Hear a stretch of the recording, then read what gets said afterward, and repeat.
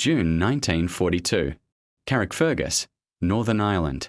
Captain William Orlando Darby stood before the 500 volunteers who had been selected from the thousands of American soldiers who had answered the call for men willing to undergo a commando training course of particular toughness, and told them something that he had been thinking about since the day he had proposed the creation of this unit to his superiors.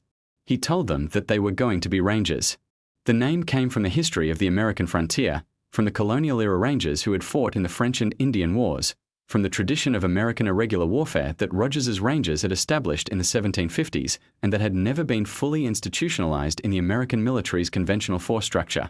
Darby had chosen the name deliberately, because he understood that the name carried weight and history and the specific connotation of elite soldiering that the unit he was building needed to project to the men who were going to serve in it. The concept behind the Rangers was British in its origins and American in its implementation.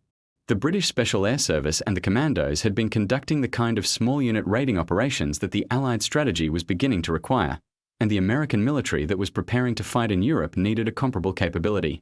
The proposal that Darby had made to General Lucian Truscott, who was serving as the American liaison to British combined operations, had been straightforward.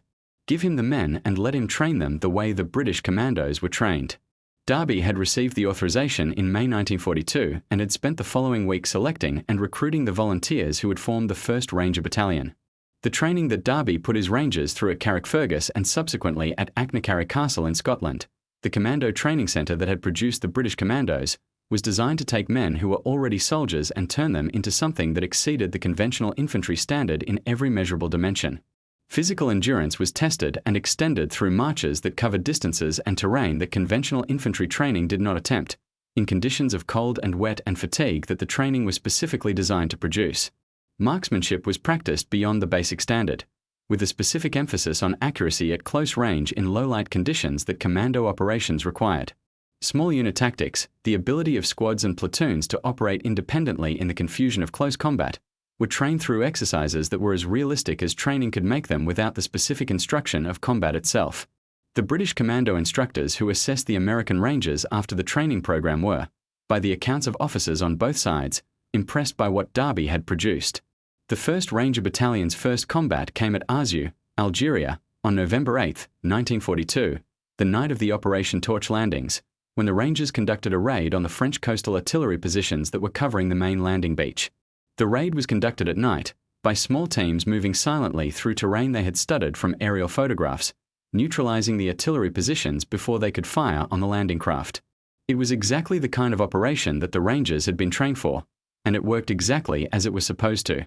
The success at Arzew established the Rangers' reputation and established a pattern that would define the battalion's subsequent operations in North Africa and beyond.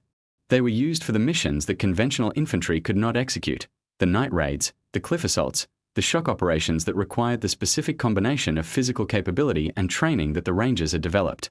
The North Africa campaign produced the Rangers' first extended combat operations, including the action at El Guettar in March 1943, where the 1st Ranger Battalion conducted a night march of 12 miles through the Jebel Orbeta Mountains to attack an Italian artillery and infantry position from a direction that the defenders had not prepared for. The march and the assault were conducted with a precision that the darkness and the terrain made remarkable, the Rangers maintaining their direction and their cohesion through hours of movement in conditions that would have scattered most infantry units, and the attack that fell on the Italian position at dawn from a direction the Italians had not anticipated produced the result that the operation had been designed to produce. The Rangers expanded through 1942 and 1943, adding the 3rd and 4th Ranger Battalions, which Darby also commanded and trained in the pattern he had established with the 1st. The 3 battalions that Darby commanded collectively, known as Darby's Rangers, were the core of the American Army's assault capability in the Mediterranean theater. The Sicily invasion in July 1943 used the Rangers in their most appropriate tactical role, as the leading assault element in multiple landings where the specific combination of speed, aggression, and tactical surprise that the Rangers provided was the difference between a landing that established itself quickly and a landing that gave the defending force time to organize.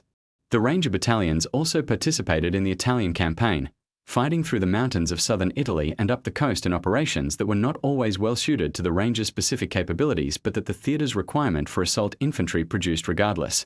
The operation that effectively destroyed Darby's Rangers came at Cisterna, in the Anzio beachhead, on January 30, 1944. The Anzio operation had been going badly for weeks since the January 22 landing, with the American forces on the beach held in the defensive perimeter that General Lucas's caution had allowed the Germans to establish around them.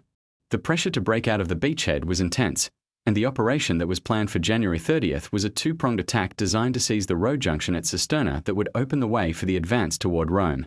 The 1st and 3rd Ranger Battalions were assigned the mission of infiltrating through the German lines at night, moving through a drainage ditch called the Fosso di Pantano, and entering Cisterna before the German defenders could react. The infiltration plan depended on the drainage ditch route being undefended or lightly defended. It was neither. The German forces that the Rangers encountered in the drainage ditch had been alerted by intelligence that American forces were preparing for a major operation, and the specific route that the Rangers were using had been identified and prepared for. The Rangers who moved through the ditch in the darkness found themselves infiltrating through positions that were occupied by German forces who were waiting for them. The trap closed in the darkness. Of the 767 Rangers who entered the drainage ditch on January 30th, 1944, 12 made it to Cisterna. Approximately 400 were captured.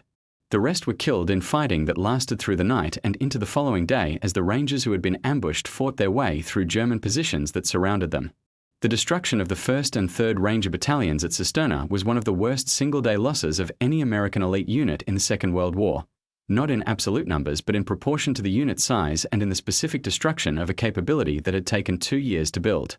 The 4th Ranger Battalion, which had been assigned to a supporting role in the Cisterna operation, was subsequently broken up and its personnel absorbed into conventional infantry units. Darby's Rangers, as a force, ceased to exist. Darby himself requested reassignment to Combat Infantry Command and was given the 179th Infantry Regiment of the 45th Infantry Division, which he led through the remainder of the Italian campaign. He was killed on April 30th, 1945, 2 days before Germany surrendered in Italy, by an artillery shell near Torbol on the shore of Lake Garda. He was 34 years old. The posthumous promotion to Brigadier General that was approved in his honor reflected the specific recognition of what he had built and led and what he was when he died, a combat officer of exceptional ability who had created a military capability from nothing and had led it through some of the most demanding operations of the Mediterranean campaign. The Rangers who had served under Darby remembered him with the specific regard that soldiers have for commanders who were genuinely present in the fight. He had not commanded from behind the operations.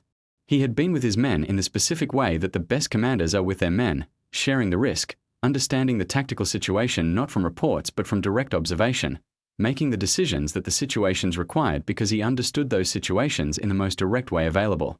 The 1st Special Service Force that the Rangers concept influenced and the 75th Ranger Regiment that directly carries the tradition of Darby's Rangers forward today both trace their lineage to the 1st Ranger Battalion that Darby built at Carrickfergus in 1942. The Rangers who graduated from the Ranger School that eventually institutionalized the training Darby had borrowed from the British Commandos carry in their training something of what Darby established, the specific standard of endurance and tactical competence and willingness to be at the sharp end of whatever the situation requires. The Cisterna disaster had destroyed Darby's Rangers as a unit. It had not destroyed what the Rangers were, because what the Rangers were was not a specific organization but a specific idea about what small unit elite soldiers could do when they were trained and led correctly. The idea survived. It has been surviving ever since.